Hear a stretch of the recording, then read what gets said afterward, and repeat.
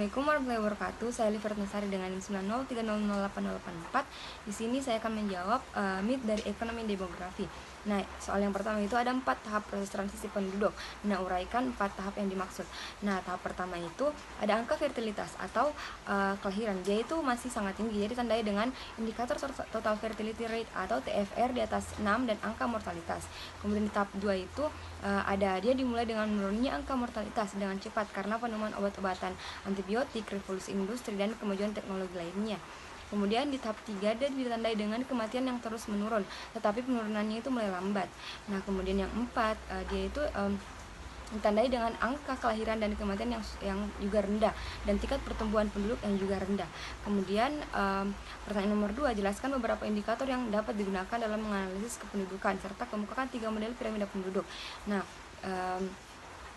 indikatornya itu ada 2, ada demografis, ada non demografis. Nah, yang demografis itu ada jumlah, struktur, komposisi penduduk, jumlah penduduk, kematian, kelahiran, migrasi, dan lain-lain.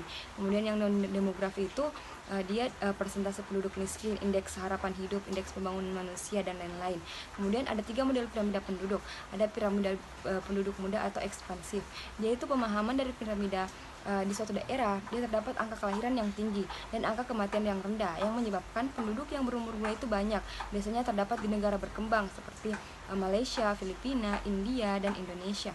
Kemudian ada piramida dewasa atau stasioner, yaitu piramida yang merata sehingga ada yang menyebutnya juga sebagai granat, di mana piramida ini tingkat kelahiran dan kematiannya itu seimbang atau tetap.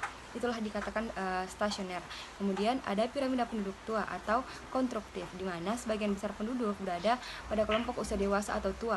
Nah, piramida ini menunjukkan tingkat kelahiran yang rendah, biasanya terdapat di negara Jerman, Swiss, dan Belgia. Kemudian pertanyaan nomor 3, perbedaan mendasar ketiga sumber data demografi penduduk.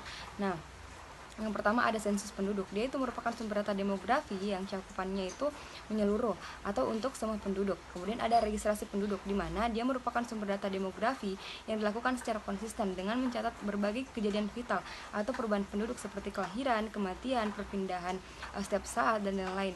Kemudian ada survei. Nah, di mana survei ini merupakan sumber data demografi yang biasanya digunakan oleh para peneliti sosial untuk mendeskripsikan kegiatan yang berhubungan dengan pengumpulan data. Kemudian pertanyaan nomor 4 ada teori fertilitas. Dia itu dapat ditinjau dengan pendekatan sosial ekonomi. Pertama itu ada pendekatan sosial, di mana kependudukan merupakan salah satu bagian dari sosiologi. Davis and Blake itu melakukan analisis sosiologis tentang fertilitas dengan mengemukakan faktor-faktor yang mempengaruhinya. Nah, menurutnya itu faktor sosial, ekonomi, dan budaya itu dapat mempengaruhi fertilitas. Nah, kemudian pertanyaan nomor 5 itu ada di samping saya untuk datanya. Kemudian kita tentukan GFR dan ASFR-nya.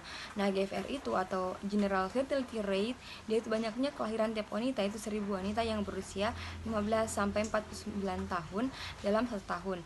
Kemudian GFR-nya itu sama dengan L per W atau 15 kurang 49 kali 1000. Nah, L itu banyaknya kelahiran selama 1 tahun, W itu 15 sampai 49, banyaknya penduduk yang berumur 15 sampai 49 tahun pada pertengahan tahun.